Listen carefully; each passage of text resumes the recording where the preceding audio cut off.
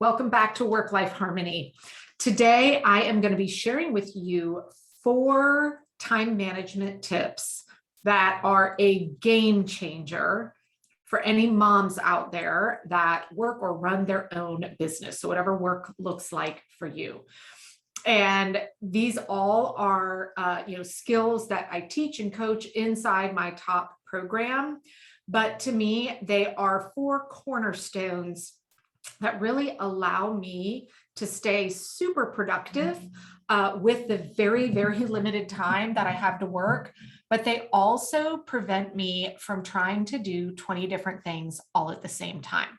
So for fellow moms out there listening, I'm sure there have been moments in your life where you've caught yourself trying to kind of do something with one of your kids. Maybe you're helping with homework or playing your 20th game of Candyland or whatever that looks like. Well, maybe you're also trying to cook dinner, but then you've got your phone out because maybe you're trying to respond to some emails or work because you're trying to, keep up with work and business as well. I know this because I tried it for a long time and it does not work. So let's dive into 4 time management tips that are going to be a game changer for you. Now, the first one is a big one, and it ties into weekly planning. If you've been following me for a while, you know we're going to bring up weekly planning.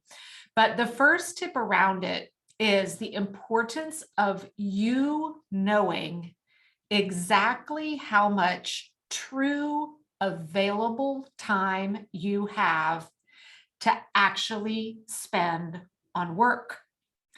So that sounds so obvious, but I see this struggle over and over again.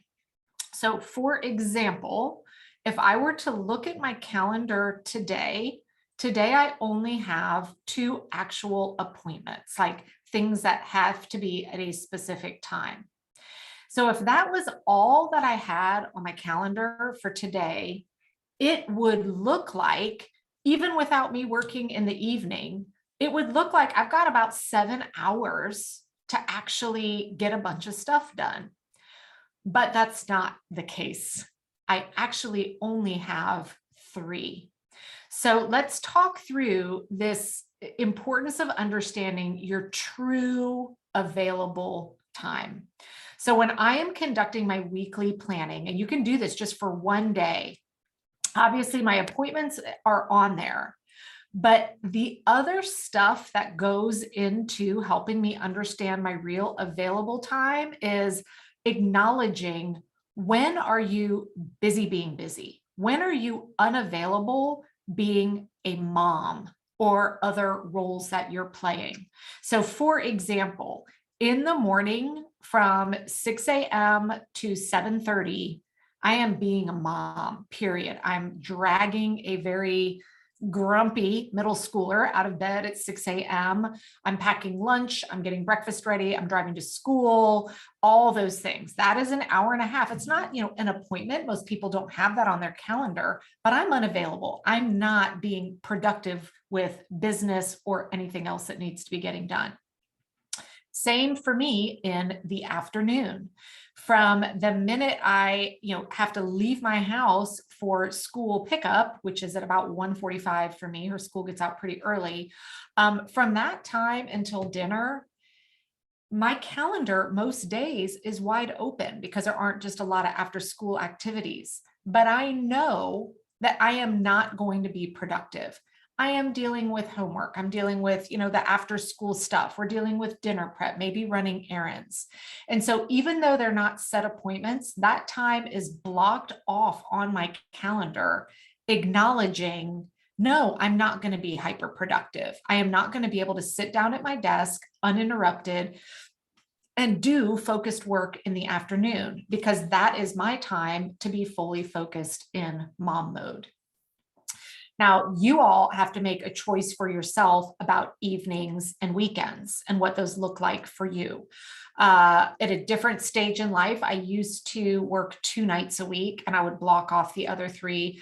I'm now to a point, I don't work at all in the evening. So I block that off as well to not trick myself into going, oh, I'll do it after dinner. No, I won't. I know that I won't. And then weekends, again, you need to decide for yourself how much time if you are willing to spend in work mode, how many hours does that look like? And then you've got to block off the rest. So it was an interesting exercise when I, in preparation for recording this, I looked at my calendar for this week and said, okay, what if I only left my appointments on there? What does it seemingly like? What would my brain tell me? Because it sees all this white space on the calendar. My brain would have told me I have about 30 hours of available work time this week.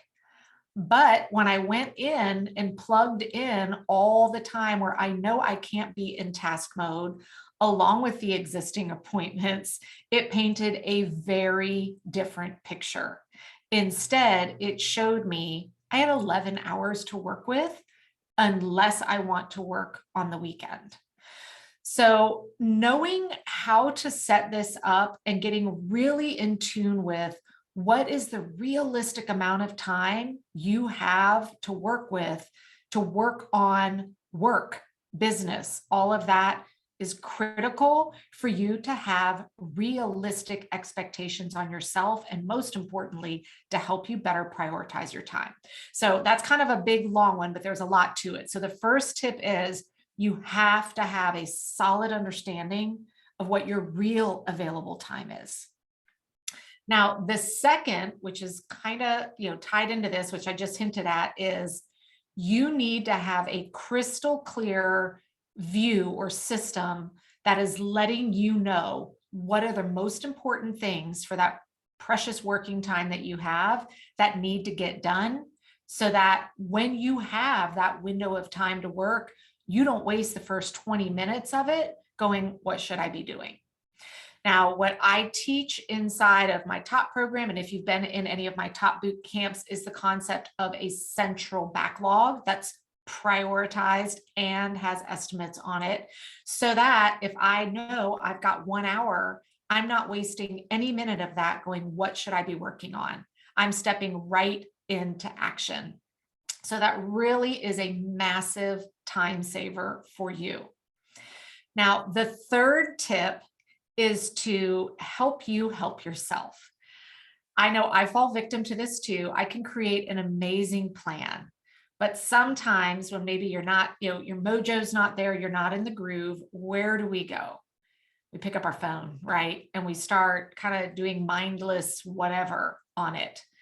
Once you have decided when you are not working, when your unavailable time is, I encourage you to use your mobile device to your benefit by actually imposing boundaries for yourself on your phone.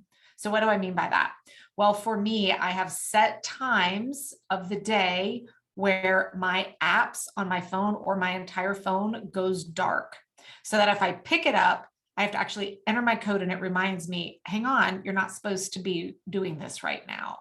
And 99% of the time that prevents me. And I'm like, okay, yeah, this is not my designated time. Another thing that you can do is set limits on apps as well. So maybe you want to give yourself 20 minutes of fun scroll time, put that limit on your app. And when your 20 minutes are up, it will go dark and tell you you've hit your limit. Because if you don't set those boundaries and you haven't set that structured time for yourself, we end up wasting so much time either trying to decide what to do. And then when we're unsure, we just kind of mindlessly get on our phones and usually end up on social media. So set up those blocks on your phone or your computer to help you make the most of that limited time that you have.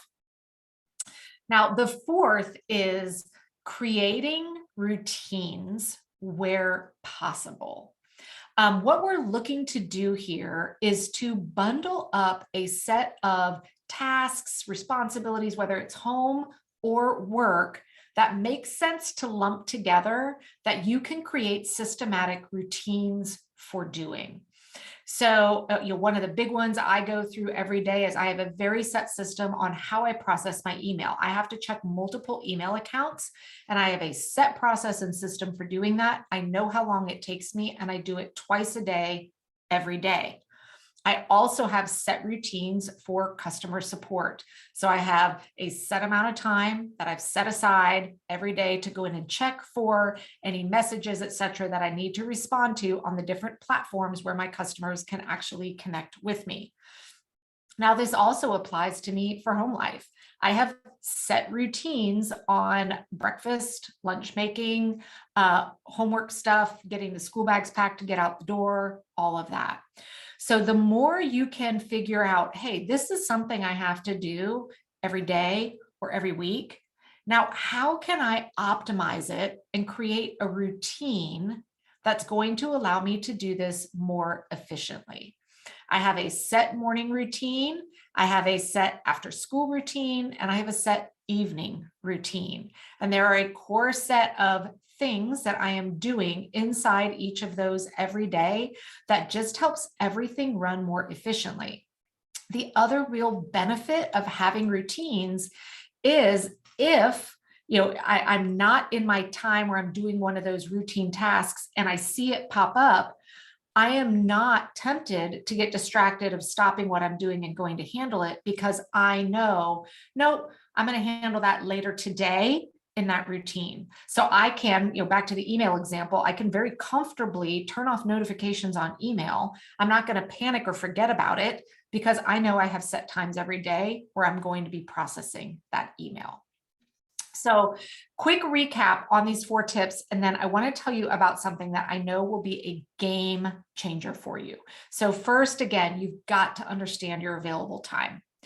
The second is, with the time that you have to work, you need to have that system in place that helps you identify so that you know with certainty exactly what tasks you want to be working on. Third is to leverage your phone or technology to help you create those boundaries so that you are only working on the things you're supposed to work on. And then fourth, learning to create routines. Now, I'm going to be taking a deep dive, like real deep dive into all of these plus more in the upcoming Planapalooza. Now, this is something that I run every quarter. So depending upon if you're listening to this episode on the day it comes out, we've got Planapalooza coming up in just a couple of weeks. And I would encourage you to create and prioritize the time to participate in this. So Planapalooza is a 2-day, it's half days because, hey, this is designed for moms. I know I can't wipe out a whole day to do this. And it is going to be a live workshop with me. This is a workshop, not a webinar. What do I mean by that? Well, that means you are going to actually be creating, along with me, a realistic plan for the next 90 plus days. And the one in October, that also means we're going to be including the holiday season. So you are going to learn exactly how much available time you have. You're actually going to put some new routines in place. You're going to learn how to plug in all the holiday madness into this so that you can actually enjoy your holidays as well. And most importantly, we're going to make sure that you have time for the things that are most important to you, business, and family. So come check it all out. I've got the whole agenda laid out for you over at megansummerall.com/plan. And if we are not about to have a Planapalooza, you'll be able to sign up to get on the wait list for the next one right there as well. So I look forward to seeing you all there. And I'll be eager to hear. Drop the comments in on this episode. Let me know which tip you are going to start implementing first. I hope you have a great week.